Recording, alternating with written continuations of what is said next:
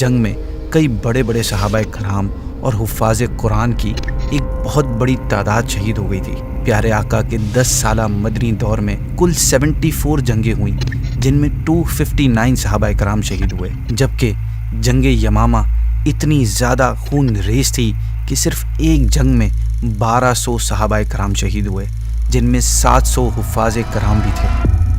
السلام علیکم ورحمۃ اللہ وبرکاتہ۔ سیریز تاریخی فیصلے ہسٹورک ڈیسیجن میں ایک بار پھر ویلکم۔ ناظرین، اللہ پاک کی مقدس کتاب قرآن مجید جس کتابی صورت میں آج ہمارے پاس موجود ہے، یہ ہمیشہ سے اس صورت میں نہیں تھی، بلکہ دور رسالت میں اس کا کچھ حصہ مختلف پرچوں، بکری کی شانوں اور مختلف جگہوں پر تھا۔ پھر پیارے آقا صلی اللہ علیہ وسلم کی ظاہری وفات کے بعد سن 12 ہجری میں ایک ایسا افسوسناک واقعہ پیش آیا، جس کے بعد قرآن مجید کو ایک جگہ پر جمع کرنے کا فیصلہ کیا گیا۔ یہ فیصلہ تھا خلیفہ اول امیر المؤمنین حضرت ابو بکر صدیق رضی اللہ تعالیٰ عنہ کا۔ اس تاریخی فیصلے پر آپ کو کس بات نے ابھارا، کیا سبب بنا اس فیصلے کے پیچھے، اس کام کا جو پیارے آقا صلی اللہ علیہ وسلم نے اپنے دور میں نہیں کیا تھا، یہ بات جاننے کے لیے آپ کو تھوڑا ہسٹری میں لے کر چلتے ہیں۔ ناظرین، جمع قرآن کا اصل سبب جنگ یمامہ ہے، جو سن 12 ہجری میں نبوت کے جھوٹے دعوے دار مسیلمہ کذاب کے خلاف لڑی گئی تھی۔ یوں تو ارتداد کی تمام جنگیں اپنی جگہ پہ بڑی امپورٹنس کی حامل تھیں۔ ارتداد کی جنگوں سے مراد وہ جنگیں ہیں جو کسی اسلام لانے کے بعد کافر ہونے کی وجہ سے اس سے لڑی گئی ہوں، لیکن ان تمام جنگوں میں جنگ یمامہ سب سے زیادہ ڈینجرس اور خونخوار تھی۔ اس کی ایک وجہ تو مسیلمہ کذاب مرتد کا خاتمہ ہے کہ عرب میں اس وقت اس سے بڑا کوئی فتنہ، کوئی مرتد نہیں تھا، اور دوسری وجہ یہ ہے کہ اس جنگ میں کئی بڑے بڑے صحابہ کرام اور حفاظ قرآن کی ایک بہت بڑی تعداد شہید ہو گئی تھی۔ پیارے آقا کے 10 سالہ مدنی دور میں کل 74 جنگیں ہوئیں، جن میں 259 صحابہ کرام شہید ہوئے، جبکہ جنگ یمامہ اتنی زیادہ خون ریز تھی کہ صرف ایک جنگ میں 1200 صحابہ کرام شہید ہوئے، جن میں 700 حفاظ کرام بھی تھے۔ اب مسلمانوں کے لیے یہ وہ نقصان تھا جس کی تلافی امپاسبل تھی۔ اسپیشلی حضرت عمر فاروق رضی اللہ تعالیٰ عنہ کو اس بات کا بہت رنج تھا، اور آپ نے اس بات کو فیل کیا کہ جنگوں کا سلسلہ تو ابھی کنٹینیو رہے گا، اور اگر جنگ یمامہ کی طرح اگلی جنگوں میں بھی حفاظ کرام کی شہادت کا سلسلہ جاری رہا تو قرآن پاک ہمارے ہاتھوں سے جاتا رہے گا۔ اس لیے آپ رضی اللہ عنہ نے ابو بکر صدیق کو جمع قرآن کا مشورہ دیا۔ آپ نے عمر فاروق کے مشورے کو قبول فرماتے ہوئے قیامت تک قرآن مجید کی حفاظت کے لیے قرآن مجید کو جمع کرنے کا تاریخی فیصلہ فرمایا۔ چنانچہ حضرت زید بن ثابت رضی اللہ تعالیٰ عنہ سے روایت ہے کہ حضرت ابو بکر صدیق نے جنگ یمامہ کے دنوں میں مجھے بلوایا۔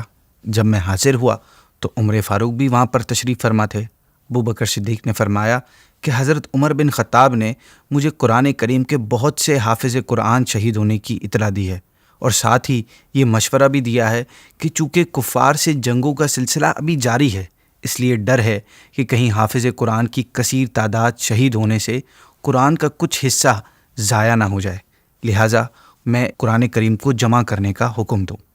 ناظرین، صدیق اکبر زید بن ثابت رضی اللہ تعالیٰ عنہما سے کہتے ہیں کہ پہلے تو یہ بات میری سمجھ میں نہیں آئی، کیونکہ میں وہ کام کیسے کر سکتا ہوں جو کام خود نبی پاک صلی اللہ تعالیٰ علیہ وسلم نے نہیں کیا، لیکن اس کام کے لیے حضرت عمر اصرار کرتے رہے۔ پھر اللہ پاک نے حضرت عمر کی طرح میرا سینہ بھی اس بات کے لیے کھول دیا، اور میری رائے بھی ان کے رائے کے ساتھ ہو گئی۔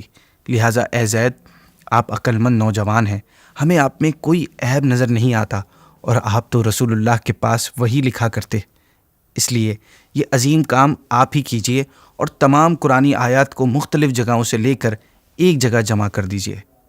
یہ ناظرین، یہ کام کوئی آسان کام نہیں تھا۔ وہ ٹیکنالوجی کا دور نہیں تھا کہ لوگوں نے اپنے پاس قرآن کو گوگل ڈرائیو، کمپیوٹر یا موبائل فون یا جی میل میں سیو کیا ہو۔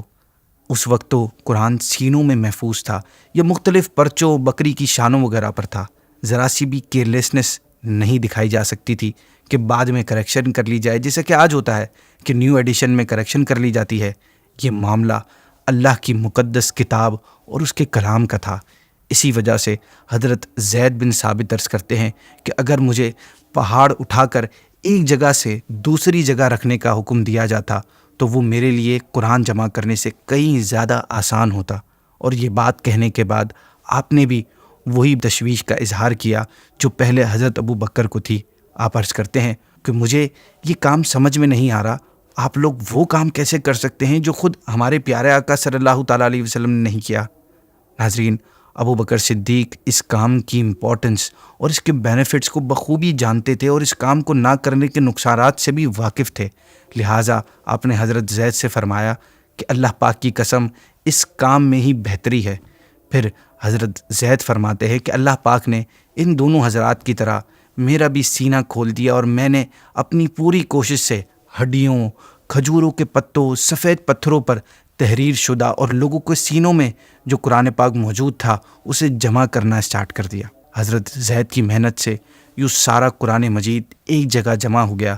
اس کے بعد یہ جمع کیا ہوا قرآن پاک حضرت ابو بکر صدیق کے پاس رہا، پھر حضرت عمر فاروق کے پاس رہا، اور پھر آپ کی لخت جگر اور پیاری شہزادی ام المؤمنین حضرت حفصہ رضی اللہ تعالی عنہا کے پاس رہا۔